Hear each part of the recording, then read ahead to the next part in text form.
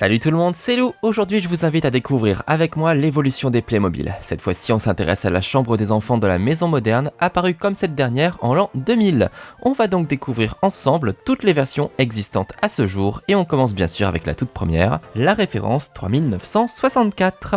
Une boîte extrêmement minimaliste, simplement constituée de 2 lits, un tabouret, une petite voiture radiocommandée, un ballon de foot et 2 cartables. Et bien évidemment 2 figurines, un petit garçon et une petite fille. Et c'est tout. Les meubles eux-mêmes sont très basiques et peu décorés et les couleurs sont un peu particulières, comme l'ensemble des boîtes de la première maison moderne. C'est d'ailleurs la boîte la moins fournie de la gamme. À la rigueur, si on veut changer un peu le style de la chambre, on peut toujours passer des lits superposés aux lits séparés, mais c'est quand même un peu chiche. Heureusement, tout change avec la deuxième maison moderne en 2008. Dans le set 4287, on a vraiment beaucoup plus d'accessoires. Un petit bureau, des placards, une étagère en forme de lion et surtout des tas de jouets. Peluches, ballons de foot et même des micros Playmobil. Oui, vous ne rêvez pas, ce sont des Playmobil pour les Playmobil. Dans ce set, ils se sont inspirés de l'Arche 3255 et on retrouve plein de petits animaux. C'est trop mignon, vraiment une super idée et je regrette qu'on ne trouve plus beaucoup de micros Playmobil dans les boîtes les plus récentes. Notez tout de même que l'on retrouve les mêmes lits que dans la boîte 3964, mais ils ont ici une couleur jaune bien plus douce et coordonnée au reste du mobilier. Ça fait en tout cas une pièce bien remplie et bien jolie, bien plus accueillante que la précédente. Allez, on continue avec la troisième maison moderne, la Villa de Luxe et son set 5559. Bon, là c'est carrément rikiki, on peut le dire. Premier changement majeur, il n'y a plus un garçon et une fille, mais juste une petite fille. Et la pauvre, sa chambre se retrouve dans un tout petit coin de la maison. Elle me fait tellement de peine que je vais l'appeler Cendrillon. Un seul lit donc, mais il est tout de même un peu plus travaillé que les précédents, avec des décos sur autocollants, des drapeaux et même un toboggan pour se lever de bonne humeur. La boîte comprend tout de même quelques jouets, un gros xylophone et une grande armoire. Malgré tout, on est bien loin de la grande chambre de la deuxième maison moderne et on peut dire qu'on a perdu en gamme. C'est la crise! Bon allez, on va se refaire avec la chambre de la quatrième maison moderne, le set 9270. Alors oui, ce n'est toujours qu'une chambre pour un seul enfant, mais il y a déjà plus de mobilier. On retrouve un bureau, une petite table et une étagère. Le lit est très inventif, il peut aussi servir de cachette sous le matelas pour imaginer pourquoi pas une cabane ou bien pour ranger les jouets. Et on peut grimper sur le lit avec une petite échelle. Plein d'accessoires complètent le set, un ordi portable, même si la petite fille me paraît un peu jeune pour ça,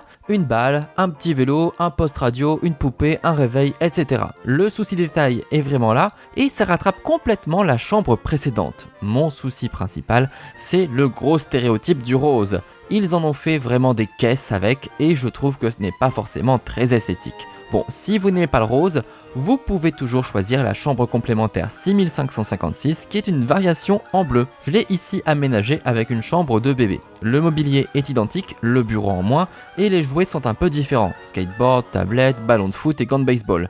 Mais pour les stéréotypes, c'est pas franchement mieux. La quatrième maison moderne a eu droit à un renouvellement partiel en 2022 et la chambre d'enfant fait partie des pièces qui ont été modifiées. Le set 9270 a donc été remplacé par cette référence 70 988, la chambre d'adolescent. Et oui, on passe d'enfant à adolescent, et cela se voit sur le contenu qui, s'il est bien fourni en mobilier et accessoires, est quand même différent dans le style car beaucoup moins enfantin. Même au niveau des couleurs, c'est plus sobre, mais avec des petites touches de couleurs par-ci par-là, et c'est vraiment parfait comme ça. On a un tout nouveau lit décoré avec un grand tiroir en dessous pour ranger des affaires ou pour mettre la couette. Avec ça, on a la table de chevet, un meuble pour la chaîne hi-fi, ainsi qu'une armoire où ranger tout plein d'affaires différentes. Et puis un bureau pour faire ses devoirs ou, comme ici, préparer son goûter. On a plein d'accessoires dans le set avec une télé, une tablette, un ballon, des instruments de musique, bref, plein de trucs, mais la grande nouveauté, c'est quand même l'apparition pour la toute première fois de la figurine Playmobil d'adolescent,